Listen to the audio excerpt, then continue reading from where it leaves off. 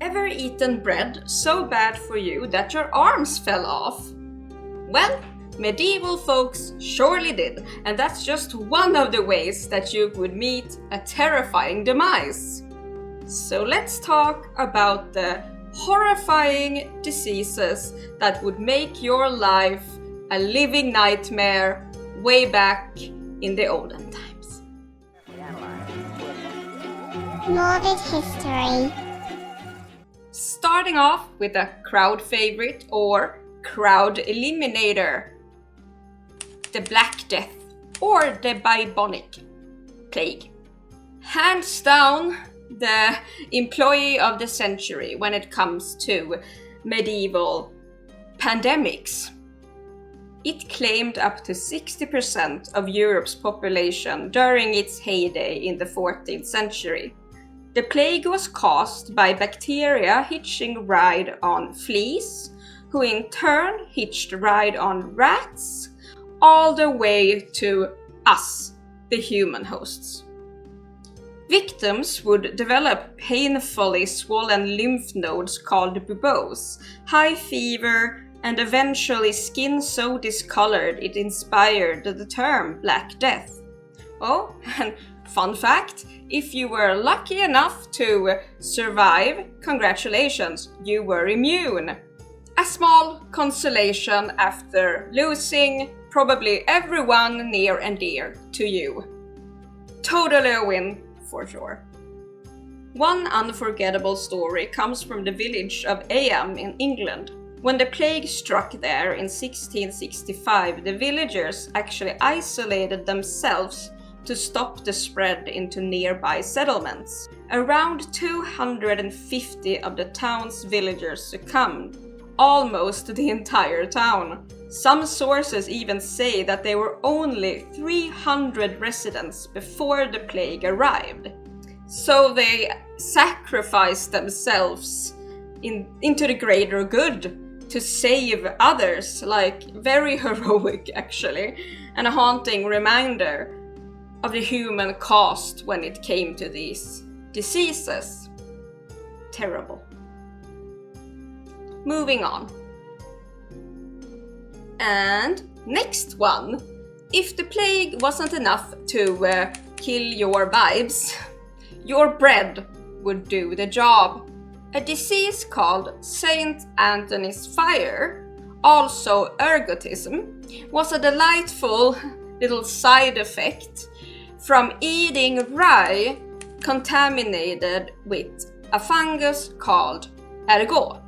And this fun little fungus could make you have a bunch of hallucinations, but not only that. Other symptoms included burning sensations. You would feel like you were burning from the inside and your limbs turned black and fell off. Cheers.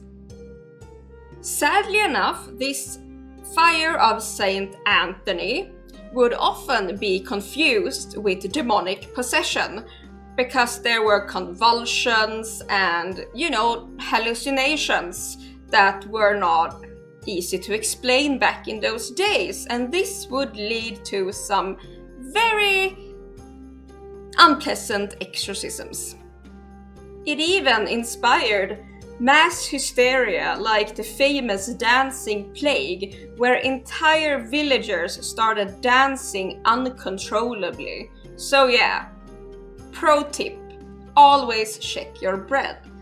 Take that little information and lock it into your brain vault for future reference. You're welcome. Another small factoid before we move on to our next entry. Some historians theorize that the infamous Salem trials were triggered by ergot poisoning. So to say that the children or other people who were accusing had actually had some infected rye bread and therefore started convulsing, speaking in tongues and hallucinating and being weird like that, And people just took that the way they could. Witches. Those were the days. Those were the days. Next one. Imagine waking up feeling perfectly fine. And by lunchtime, gone. Yeeted off the earth into the great beyond. That's the sweating sickness for you. And the next one in this dark little adventure we're on.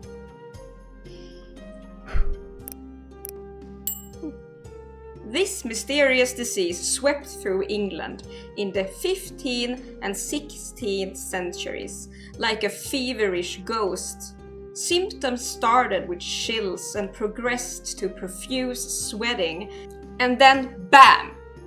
You were yeeted off this mortal coil, unsubscribed from your life subscription in just a few hours.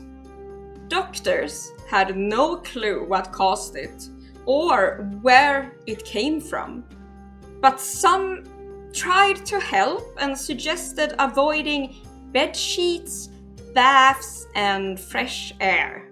Definitely not the brightest chapter in medical history. And most importantly, still to this day, we have no idea where it came from, why it just erupted like it did, and where it finally went. So it's a true unsolved medieval mystery. And we do love some mysteries here on this channel.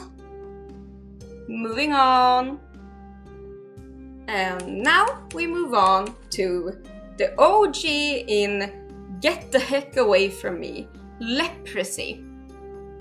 Caused by a slow-moving bacteria, leprosy disfigured its victims over the years, with nerve damage, skin lesions, body parts just falling off or shrinking, and of course a little sprinkle of medieval paranoia for good measure. Because nothing says great healthcare than banishing the sufferers to remote colonies.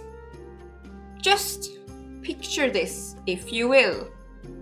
A leper colony, isolated huts, haunting bells rung by outcasts to warn of their approach, the priests praying over people resigned to exile.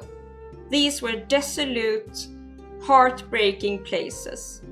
Absolutely medieval health measures at their harshest.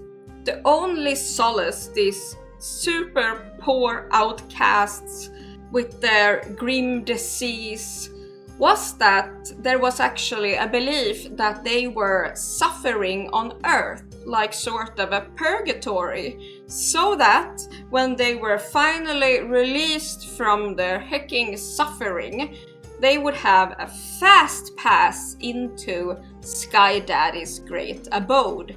So, I guess that's something good out of the misery. And another little factoid before we move on again. Medieval Europeans believed that a monarch's royal touch could cure leprosy. Spoiler alert, it didn't. But I'm sure that it at least led to some very awkward public services. So there's that. Moving on again. So, last but definitely not least, we have the Great Pox, aka Syphilis. This particularly nasty STD probably made its European debut in the 1490s. Some sources blame the return of sailors from the New World. Symptoms included ulcers, rashes, and eventual full-blown insanity if untreated, though given the treatments they flung upon the poor souls, such as mercury and arsenic baths, you were probably kinda doomed anyway. This was the disease that launched 1,000 moral panics, with everyone blaming everyone else but themselves, of course. Depending on where you were in the world, it had different names. It was the French disease, the Polish disease, the Russian disease, and even the Christian disease. There were entire city districts just for syphilis sufferers. They wore visual badges of shame required to indicate infection. In its late stages, syphilis caused such wonderful and delightful symptoms as gaping sores, collapsed noses, or just holes straight into your face and other parts, and of course, madness. Many portraits from the time depict victims' features utterly destroyed. It's not hard at all to imagine the terrible, terrible horror of living through a disease such as that. So yeah, there's that. So let's just be happy for modern times and don't be annoyed about hand sanitizers or vaccines and antibiotica, penicillin, all that. At least they're not trying to prescribe you arsenic and mercury baths. So yeah, let me know down below which one of these afflictions would you least be keen on. And yeah, just like, comment and subscribe. Hit the bell, it's super helpful for the algorithm. Thank you so much for watching. And stay amazing, stay hydrated, and most of all, stay morbid. Giant thanks to all my YouTube members and my Patreon members. I couldn't keep this channel up without you, I really mean it. So I'll link my Patreon down below. You can also join just my YouTube membership, and also I have a Ko-fi if you wanna send a tip. It's greatly appreciated, and giant thanks for the consideration. Until next time, bye bye!